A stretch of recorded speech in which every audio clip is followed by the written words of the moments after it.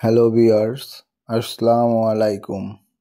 আপনাদেরকে স্বাগতম জানাই আমার দ্বিতীয় ভিডিওতে।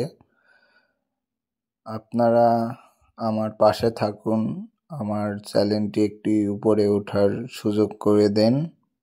আর আপনারা আমার কাছ থেকে কী ধরনের ভিডিও চান সেগুলো কমেন্টের মাধ্যমে জানান, আমি ওই রকম ব্লগ করার চেষ্টা করব। তো চলুন কথা না বাড়িয়ে মূল ভিডিওতে চলে যাই। আমরা এখন যাচ্ছি মাছ ধরার উদ্দেশ্যে। হাসান ভাই ফোন দিয়ে আমাদেরকে ডেকেছে যে আসো মাছ ধরতে হবে। তো আমাদের বাসার সামনেই পুকুর, আমরা ওখানে যাচ্ছি মাছ ধরতে। চলুন যাওয়া যাক। সো ভিউয়ার্স, আপনারা দেখছেন আমরা চলে এসেছি ইতিমধ্যে পুকুর পাড়ে এসে একটা বড়শি নিয়ে আমরা সেটি পানিতে ফেলাইছি। বুঝতে পারছি না মাছ উঠবে কি উঠবে না, কারণ আশা অনেকক্ষণই হচ্ছে, আমরা এখনো কোনো সাড়া পাই নাই, মানে মাছ এখনো ঠোক দেয় নাই। তো বুঝতে পারছি না আসলে মাছ ধরা যেমন কিছু মানুষের পেশা, তার থেকে মনে হয় বেশি মানুষের মাছ ধরার নেশা। আপনাদের কার কার ভালো লাগে এইভাবে বড়শি দিয়ে পুকুর পাড়ে মাছ ধরতে, আপনারা সেটা আমাদেরকে জানাবেন অবশ্যই কমেন্ট করে। আমরা ছোটোবেলার থেকেই মাছ ধরতে অনেক ভালোবাসি এইভাবে বড়শি দিয়ে। আমার এটুক মনে আছে, আমরা যখন 4-5-এ পড়ি, স্কুল থেকে এসে না খাওয়া দাওয়া করে ব্যাগটা জাস্ট রেখে স্কুল ড্রেসটা খুলে অমনি বড়শি আর আটা নিয়ে দৌড় মারতাম পুকুর পাড়ে। আজ যেইখানে মাছ ধরছে এইখানেই মাছ ধরার অনেক বছরের অভিজ্ঞতা এবং স্মৃতি আছে। তো অনেক বছর পরে এখানে আজ মাছ ধরতে এসে পুরাতন সেই দিনের কথাগুলো মনে পড়ছিল, যার কারণে একটু মন খারাপও ছিল। আপনারা একটু ফেস দেখলে বুঝতে পারবেন। আজ যেইখানে মাছ ধরছি, আজ আমি এই রনক আর আগে যখন মাছ ধরেছি এইখানে, সেই রনকের ভিতরে অনেক পরিবর্তন। প্রায় মনে হয় 8-9 বছর পরে আসছি সেম লোকেশনেই। তো আপনারা বুঝতেই পারছেন। আপনাদের আমি জানি গ্রামে যারা বড় হচ্ছেন বা হয়েছেন তাদের সবার জীবনে এরকম কিছু খুশির মুহূর্ত থাকে, অনেক বছর পরে যাওয়া হয় সেই মাছ ধরা জায়গায়, সেই ফুটবল খেলা জায়গাটি। এইগুলো আসলে আপনারা সবাই মিস করেন যতই বড় হয়ে যান না কেন। তো আপনারা অবশ্যই আমাকে একটু বেশি বেশি করে কমেন্ট করে জানাবেন, ভাই আপনার গ্রাম সম্পর্কে জানতে চাই, বা এইরকম ভাবতে একটা ব্লগ করেন, আমাকে একটু ভালো পরামর্শ দিবেন অ্যাজ এ ছোটো ভাই হিসাবে, যেন আমি একটু এগিয়ে যেতে পারি। আমি দোয়া করি আপনাদের জন্য, আপনারাও আমার জন্য দোয়া করবেন। আর অবশ্যই অবশ্যই আমাকে একটু ভালোবাসা দিবেন। তো দেখতে পাচ্ছেন ওই যে ওই পাশেও মাছ ধরতেছে অনেকে। এইখানে অনেক আগ থেকেই মাছ ধরা হয়। আমাদের গ্রামের এমন কোনো লোক নাই যে এই পুকুরটা চিনে না বা এখানে মাছ ধরে নাই, অনেকেই ধরে। তো সুন্দর সুন্দর মাছ পাওয়া যায়, বড় বড়। আমরা বুঝতে পারছি না আমরা মাছ ধরতে পারবো কি পারবো না, যেহেতু অনেক বছর মাছ ধরা নাই।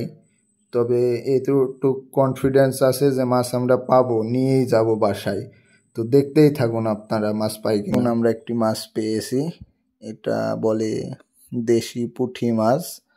মাছটা অনেক ক্যামেরায় হয়তো আপনাদের ছোট লাগছে, কিন্তু মাছটা আমি যখন ছিপ থেকে দেখতে পাই অনেক বড় মাছটা।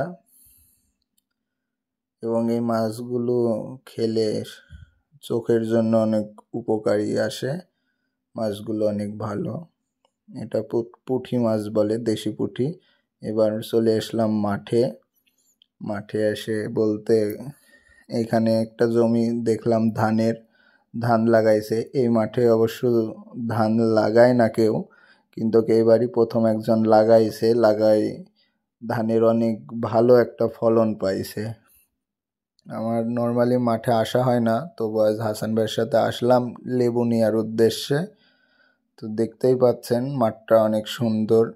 বিশেষ করে আমি ধানের ভুঁইটা দেখে মুগ্ধ হয়ে গেলাম, আর খুব বাতাস হচ্ছিল, ভালোই লাগছিল। এইভাবে আসা হয় না মাঠে কখনো, অনেক দিন পর আসলাম। আমারও এখানে অনেক জমি আছে, সেইগুলো একটু দেখতে।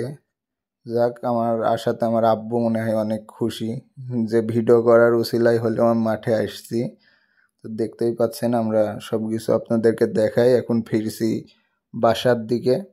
আমরা বাসায় এখন ঢুকে একটু রেস্ট করে বিকেলে একটু বের হব। বাইরে বের হয়ে আপনাদেরকে কিছু সিট তো দেখাবো।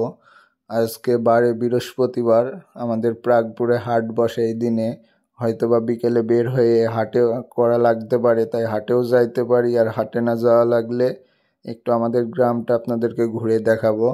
সেই পর্যন্ত আমাদের সাথেই থাকুন। আর আমাদের ব্লগের ভিতর কোনো ভুল হলে অবশ্যই ক্ষমা করে দিবেন ছোট ভাই হিসাবে। তো আমাদের জন্য দোয়া রাখবেন, আমরা জানে আরও এগিয়ে যাইতে পারি সামনে। আপনাদের সকলকে ধন্যবাদ। হ্যালো ভিউয়ার্স, আপনারা দেখছেন আমি আর আমার পিছে বসে শহীদ মামা। সে আমার বন্ধু হয়, মামাও হয়, আমার সাথেই সব সময় থাকে। তাকে নিয়ে আমরা হাট করার উদ্দেশ্যে বের হয়েছি। দুজনে যাচ্ছি বাইকে চড়ে কিছু বাজার করতে। সাথে আছে শহীদ মামা। আপনারা দেখতে পাচ্ছেন ইতিমধ্যে আমার হাট করা শেষ। আমি হাট করে ব্যাগ নিয়ে চলে এসেছি। মামা বাইকের কাছে দাঁড়ানো ছিল। বললাম যে দুজনে হাটে বেড়ানোর দরকার নাই, তুমি ফাঁকা এক জায়গায় দাঁড়াও বা বসো, আমি হাটটা করে আসি। সে এখানে দাঁড়াইছিল, আমি হাটটা শেষ করে আসলাম বাইকটা নিতে। এখন দুজনে মিলে চলে আসবো বাসায়। তার আগে আপনাদেরকে আমি হাটটা একটু দেখাতে চাই। এটি প্রাগপুর মাধ্যমিক বিদ্যালয়ে বসে প্রতি সোম ও বৃহস্পতিবার। হাটটি অনেক বড় হয়ে থাকে। এখানে সব ধরনের মাছ পাওয়া যায়, সব ধরনের শাকসবজি পাওয়া যায়, আমাদের নিত্য নতুন মানে প্রয়োজনীয় আর কি সকল পণ্য পাওয়া যায়। এবার চলে আসলাম বিকালে একটু ঘুরতে আমাদেরই একটু পছন্দের জায়গায়। এই জায়গাটা আর কি কোনো না কাইটি আমি ভিডিওটা পুরাটাই দিয়ে দিলাম, কারণ আমার জায়গাটা অনেক পছন্দ, ভালো লাগে।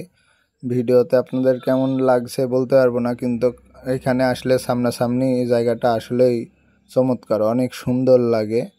ভিউয়ার্স, আপনারা আমাদের সাথে থাকবেন, আমাদের চ্যানেলটি সাবস্ক্রাইব করবেন আর কমেন্ট করে জানাবেন আপনারা কোন এরিয়া দেখতে চান। জায়গাটা আসলেই অনেক সুন্দর, আপনারা দেখেন, আপনাদেরও ভালো লাগবে। আমি আর শহীদ মামা উঠতে উঠতে চলে গেছিলাম, যেহেতু সন্ধ্যা লাগবে তাই আপনাদেরকে দেখানোর এত ইচ্ছে ছিল, তাই আমরা একটু ফার্স্ট গিয়েছিলাম সেখানে। ওখান থেকে চলে আসলাম। আমাদের গরুলার মানুষ অনেকেই চিনে, এটা ছোট পুল বলে। পাশে আর একটা বড় পুল আছে, এই ছোট পুল এরিয়া। এই এরিয়ায় এইখানে বিকেল থেকেই অনেক ছেলেপিলে থাকে। আজকে নাই কেন জানি না, তবে এই রাস্তায় গরুলার অনেক ছেলেপিলে থাকে, তারা বসে আড্ডা মারে, ভাল লাগে। আমরাও এক সময় এখানে বসেছি, আড্ডা মেরেছি, যখন বন্ধুরা সবাই বাসায় ছিল। এখন তারা নিজ নিজ কর্মস্থলে ব্যস্ত।